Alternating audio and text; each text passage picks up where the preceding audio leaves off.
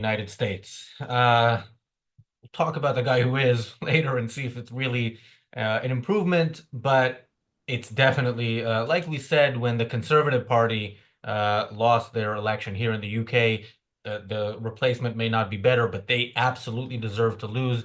Biden may be, arguably the worst president in U.S. history. Certainly, the most anti-Israel president in U.S. history will be best remembered certainly by people on this channel for immediately after October 7th saying some strong words in support of Israel, and then as soon as Israel did anything to defend itself, changing in essentially giving his unwavering support to the terrorists who committed the atrocities on October 7th, to anybody who would fight against Israel in the form of arguing for a ceasefire, arguing for de-escalation, arguing for everything that luckily Israel didn't really follow his advice, let's call it that. And to the extent that it didn't, it actually changed the Middle East for the better. Not as much as we would like to see, but absolutely changed it for the better.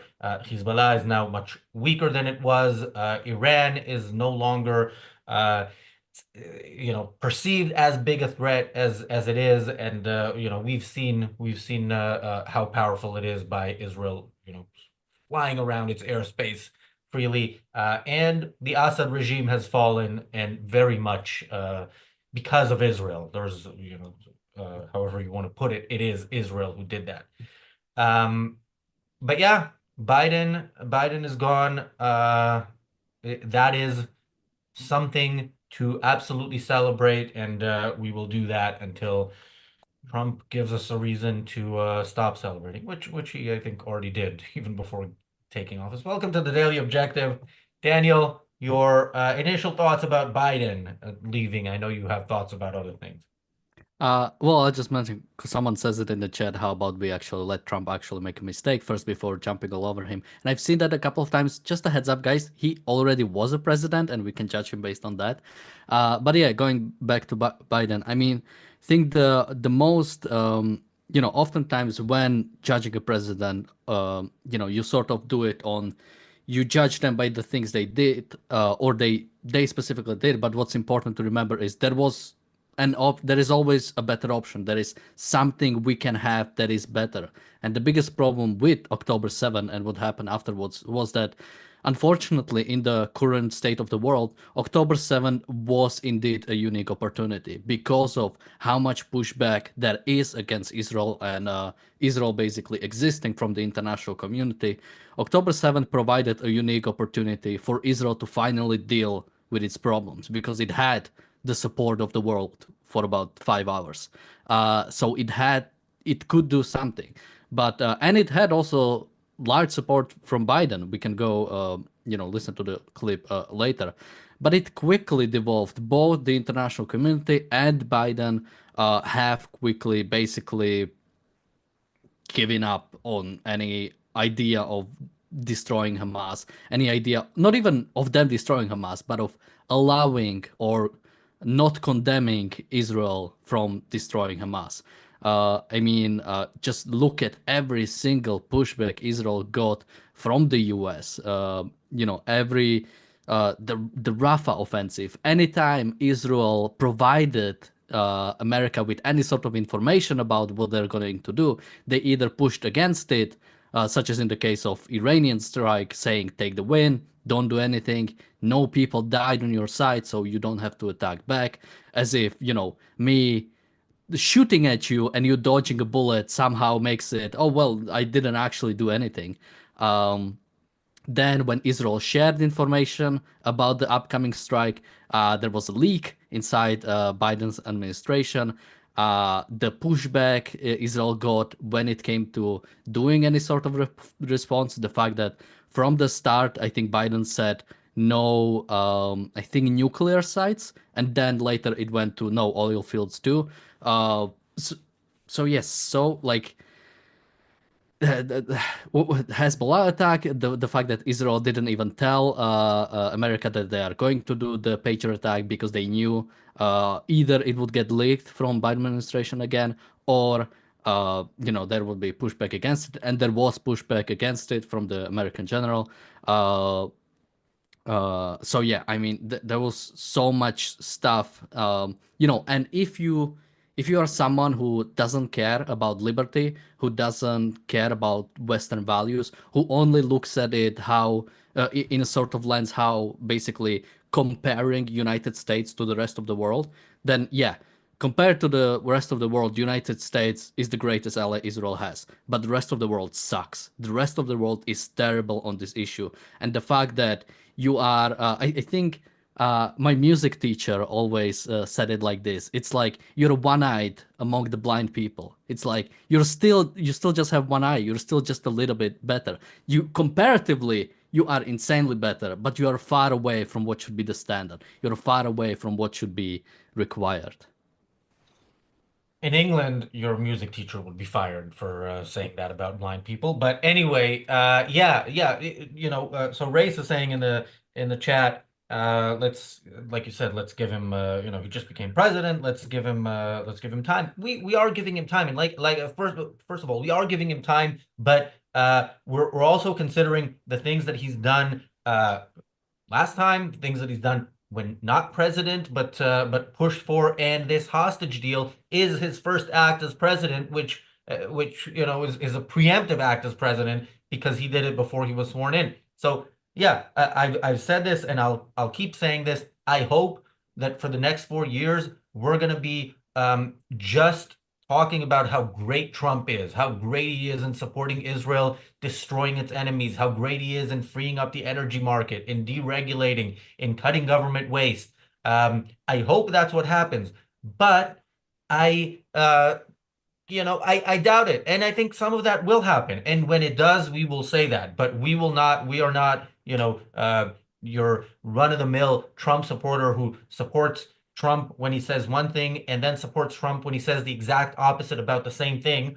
That's not us. We have a very clear view of right and wrong. And to the extent that Trump does the things that are right, we will applaud that. And to the extent that he forces Israel to surrender to savages, for example, we will very much speak against that. I see Chandler mentioning in the chat, Trump just said there are only two genders. Tired of winning yet? Okay, great. Trump said something good. We applaud him for stating that fact and commiserate about the fact that we live in a culture that actually that has to be stated. Daniel. Yeah, I mean, something to mention, of course, anybody who read the news about Biden today has learned that he preemptively pardoned, I think, Fauci and a couple of people, which again is sort of like another example of sort of standards being broken, sort of another case of government corruption, I guess you could say. And it really fills me with dread when it comes to this, because the justification they used is he doesn't want for them to be unfairly prosecuted by Trump administration, something among those lines. And the most scary part about this is when it comes to American politics, we are in sort of like a prisoner's dilemma, or like the game theory. Basically, for those who don't know, it's like a thought example or thought experiment. Basically, two people get arrested and can go to jail, and they have option to basically tell on the other guy. And if they do, they get a lower sentence. But if both of them tell on the other guy, then they both get higher sentence than they would have otherwise. And if both are quiet, they get lower sentence in like together. So, and what this game theory teaches is that it is in your interest, if you don't know what the other guy is going to do, you always want to tell on the other guy, because in each example, if he tells or not, you're going to get out better. And the problem is, this is sort of what's happening in American politics. Both sides think that the other side is going to cheat, so they want to cheat first, so the other side cannot screw them over. And you have this continuous cycle of like, well, we have to basically break or sort of go against the standards. We have to go against the rules that are sort of established because the other guys have started first. And when this keeps happening, that's you are in a really scary scenario because basically both sides say there is no longer solution. We just have to pretty much get rid of the other side, or we have to restrict the other side to the largest amount possible. And the only way out is calming down and acknowledging that we can work together as like Republicans and Democrats, and that's not gonna come out anytime soon. Um, and sort of based on which side you are sort of on, um, yeah, I guess I'll make that point higher because I was thinking about it. I was thinking, how can someone like, even among objectives, how can someone be on the, let's say, the more Republican side or the more Democrat side? And sort of, oftentimes it doesn't seem when something bad happens on one side, they can like say that's a bad thing, but not necessarily convince them that it's enough to basically not support that side. And I think it depends on who do you think started this sort of conflict. Because if you think Democrats are the one behind these issues, then Republicans are only fighting back and are doing what is necessary to sort of fight back. If you believe Republicans started this, then you're on the other side. And I think it's like a really interesting example of how much we are sort of fucked unless something changes, unless two sides can somehow figure out that there is a way out of this. Yeah. You know we're fucked when Daniel drops an F-bomb.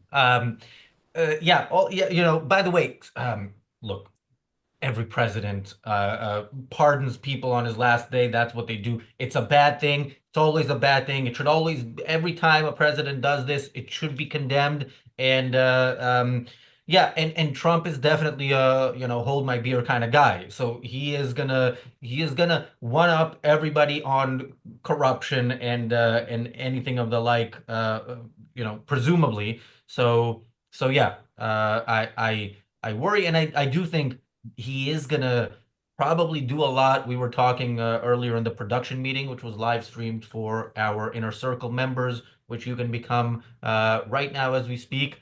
We were talking about tomorrow's episode of the Daily Objective. We don't have a topic now, and I said to Daniel, "Do you think Trump will give us something?" And he's like, "Yeah, Trump is going to give us more topics than we can handle for the next 4 years." But yeah, I think on day one he will try to outdo even himself.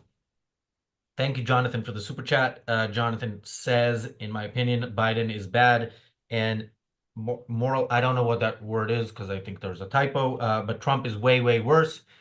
Um, Possibly, and in some ways, and maybe in the long-term sense, that is, I can see the argument for that. In the short-term sense, uh, if I can actually, in the short-term sense, I can see the argument for that, but I can see the counter argument as well. Yeah, we are not, we're not living in times when we have really good options and really bad options. We had a much better option, at least the Republicans in America did, and in the primaries, and they didn't vote for her. Even she lost even states where Trump wasn't running, and she lost to herself. So that's we get the leaders that we deserve in that sense. Thank you, Roland, for the super chat. Roland says, your payment for criticizing Trump when he deserves it. Thank you. Yes, and we will, of course, welcome payment for praising Trump when he deserves it. And we hope Trump does things that deserve praise. And we hope that he doesn't do too much of the things that deserve criticism. But of course, our hopes are not often, uh, met on out there in the world. Thank you, Gail, for the super chat. Gail says, yes, our job as free citizens is not to blindly accept our leaders without scrutiny. Our job is to keep them accountable to us. And yeah, people unfortunately forget that when they look at somebody, um, you know, again, even in an election like this, they look at somebody like Biden, they look at how despicable he is, they look at how despicable the Democratic Party political machine is for trying to push Biden on us when everybody knew he's not all there, and somehow they thought, okay, maybe we'll get away with it if there's only two debates and so on. And you know replacing him when they had no choice. It really makes people absolutely rightfully very, very skeptical and cynical. And but yeah, the fact that one side is really, really bad does not mean that the other isn't. I don't want to compare it to worse situations, but I will. If you look at, you look at a place like Syria that had civil war, you had really, really bad. No, I'm not saying either side here is like the sides in Syria. I'm saying the fact that two sides are at war or at conflict does not mean there's a good side. There can be two bad sides, and in politics there are unfortunately two very, very bad sides. Thank you, Bonnie, for the super chat. Um, yeah, Daniel. Bonnie is asking, are Biden's preemptive pardons something new? I believe in the way they have been down now, I think that they are unique. Basically, you either give pardon or clemency to people who have already, let's say, even to people who are under investigation, or you give it pardon like going way back. But I think this sort of like these people are not under any investigation. There was, I haven't heard even from Trump about these people specifically that he's gonna come after them. There might have been something, but in a sense, it is very unique. So yeah, it's like it's bad. Like like again, this is the stuff that like shouldn't happen. We should have some respect, even when it comes to having some respect for the courts, having some respect that even if something they try to do against Fauci or against these other people, that if justice still works, if the American courts still work, they'll get their fair hearing, they'll get their fair trial, and if they are innocent, nothing will happen. So yeah, that's why again, as I said, this is truly scary. I think there was something else I wanted to comment on. You said earlier. Uh, Well, while you yeah. find it, I will just say, Jonathan, yeah, that word was amoral. I disagree. Biden is absolutely immoral. He is evil. That same can and is, I think, true of Trump as well. Uh, yeah, and who's worse? Again, we'll find out. Yeah, did you remember what that was, or do you want me to No, read you can it? continue. So race says, this is why I'm helping Mark Pellegrino and the American Capitalist Party by being part of the Capitalist Digital Army. You're all welcome to join as well. Yeah, I absolutely second that, and I hope the American Capitalist Party does well. But um, yeah, changing the culture. Look, America has better choices.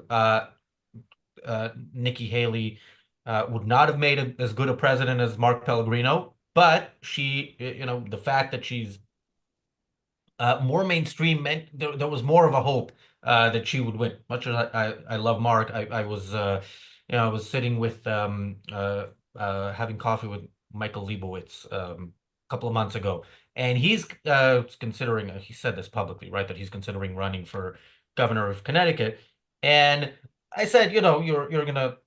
I'm sure you realize you're gonna come out under a lot of scrutiny for your past and things if that happens and you're a prominent candidate. But don't worry about it. You're not gonna be a prominent candidate because your ideas are too good for for what is currently within the realm of acceptable. So this is a very uncomfortable thing to say and to hear, but this is why we do what we do and why, the success, I think, the potential success of the American Capitalist Party, other than, potentially in very, very local elections, is in bringing some ideas out there. It's sort of yeah, in letting people know that there are alternatives ideas wise to the main parties, but I think the journey is very, very, very long.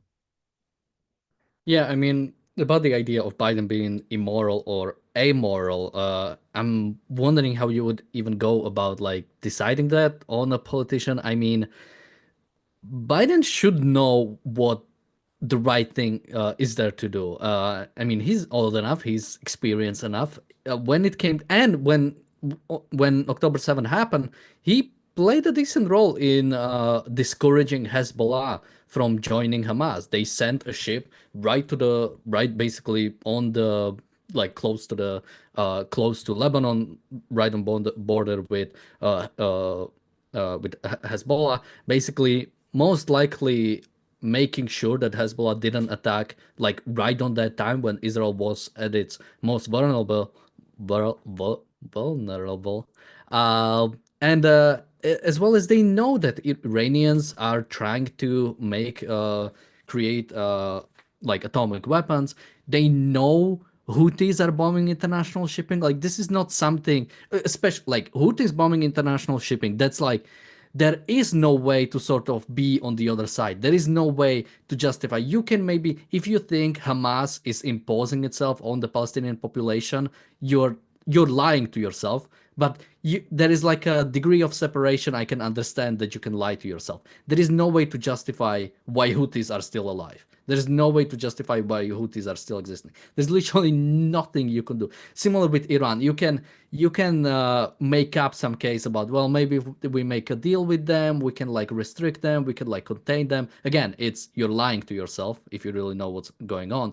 But I can understand it. With the Houthis, there is nothing like that. And the fact that we had like one operation which had a cool nickname, but that's about it about that operation.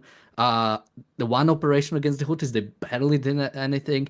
Houthis are still attacking international shipping, or at least are still threatening international shipping, meaning much less ships are going through the Red Sea, going through the Suez Canal than they used to in the past. That's like it's immoral, it's amoral. I mean, it's evil. The fact that this is allowed to happen again, because it's something you can easily get, similar to how in the past we could have easily got the so-called international coalition against Iraq. the, you should have no problem riling up people against the Houthis. Again, so this is either failure of leadership or a absolutely failure of morality, basically. Not recognizing what's going on, not recognizing what needs to happen when it comes to this terrorist organization. So he's either immoral or he's unable to do anything. I don't know which one is worse when it comes to, the most powerful person in the world. Yeah. Thank you, Jonathan, for the super chat. Jonathan says, support the popularization of Ayn Rand's ideas with a super chat. Absolutely. That is a policy I can get behind, whether it's anybody in the chat, whether it's Donald Trump himself wanting to super chat us with some Trump coins. Yeah, we will, do our best to change the direction the culture is going. But let's do a quick recap of how this specific part of the culture went under Biden since October 7th. So immediately after October 7th, there were statements. The one I remember very clearly, but Biden made strong statements in support of Israel. We praised him on this channel, and I think we were right to praise him because what he said was right. The thing that I remember is actually his Secretary of State, Antony Blinken, saying Israel could defend itself alone if it has to, but as long as America exists, it will never have to. And of course, never meant until it actually does anything to defend itself, because within weeks, when Israel was still only doing aerial bombardments and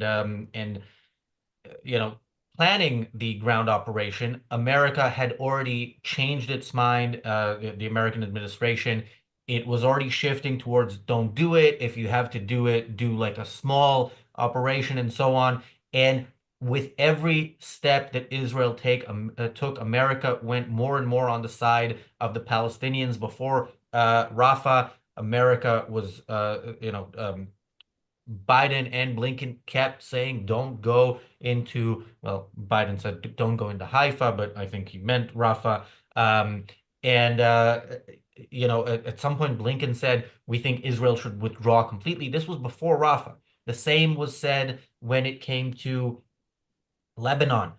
There were daily rockets and missiles fired at Israeli civilians who, were refugees in their own country, not the refugees you heard about in mainstream media worldwide, but they were refugees. And when Israel finally started doing something in response, they kept saying we want de-escalation. They said Israel shouldn't go in. And of course, when Israel's operation in Lebanon resulted in the Assad regime falling, Biden took credit for it by saying he supported Israel, which he didn't. And we have his statements. We talk a lot about, and we will keep talking about Trump's relationship with the truth, which is he doesn't like it, and he says whatever he wants, depending on regardless of any connection to the truth, and people still buy it. But Biden is similar in that way, in that he would actually say things that we can go back. The tapes are out there. We can go back and look and see that he said the exact opposite of what he is now saying. Yeah, I mean, when it comes to and now I was reading the super chat, so I completely forgot what I was gonna say. Oh, yeah, the Blinken statement. I mean, if you want to be pedantic about it, technically what he said, he was right. He will always defend Israel, but never allow it to actually do what is necessary to defend itself. Like when Iranian rockets were coming, America defended it, and America called on the allies in the region to also defend Israel. So it played a big part. When there was a potential that Hezbollah would attack Israel, they sent a ship. So they protected Israel. But when it comes to doing anything beyond that, anything what is in reality actually necessary to defend yourself, you cannot defend yourself by just holding a shield, by just defending yourself against the hundreds and thousands of rockets the savages are sending over to you. You have to go there and you have to eliminate the threat. You have to eliminate the source that is generating this. You cannot just fight against the symptoms. So in that regard, and that's what was always my biggest problem with sort of American attitude towards Israel. It's like they'll never straight up say we want Israel destroyed, but they never can really commit to doing what is necessary for Israel to thrive, doing what is necessary for Israel to actually defend itself. Like you'll never hear from even from Kamala Harris that we should completely not support Israel. But you'll never hear from any politician in America, Republican or Democrat, that Israel not only should completely wipe out Hamas, because some Republicans are saying that, thankfully, but the Palestinian culture that allowed this to happen needs to be destroyed in the same way we destroyed the Nazi culture during the Second World War. And as long as you don't have that, we are in basically looking into a perpetual conflict, looking into the sort of 50% support of Israel until either Israel itself gets destroyed or Israel decides we can no longer rely on America when it comes to our defense, when it comes to enforcing our own sovereignty. Thank you, Larry, for the super chat. Larry says Biden saved taxpayers' money with preemptive pardons. Were there crimes committed? Well, I don't know, but yeah, Biden, I guess, is known to be very fiscally responsible. Um, anyway, one thing I think people should consider now, especially now that Trump is president, is signing up to our mailing list, which you can do for free. We of course encourage people to become members, but the mailing list is free, and you will not receive many emails from us. But when you do receive one, it is important and good and should be read in its entirety. So yeah, you can sign up for our newsletter. There's a link in the chat. Thank you, Christian, for the last minute super chat. Christian says, a thought of mine during Trump's speech. It is a slap in the face of Germany. Nearly everything is contrary of the politics of the German government. Um, I will have to take your word for it because I didn't hear the speech and I don't follow German politics. But we will actually, for the first TRS, first episode of the reality show of the Trump administration, at least the main topic is we're giving Trump some credit or at least some leeway since he's just getting into office. And there's some rumors that he might consider getting some of the Palestinians out of Gaza. Where is he going to send them? And is that likely to happen? We'll discuss on the reality show. Thanks, Daniel. Thanks, everybody, for watching. And we'll see you on the reality show in a couple of minutes.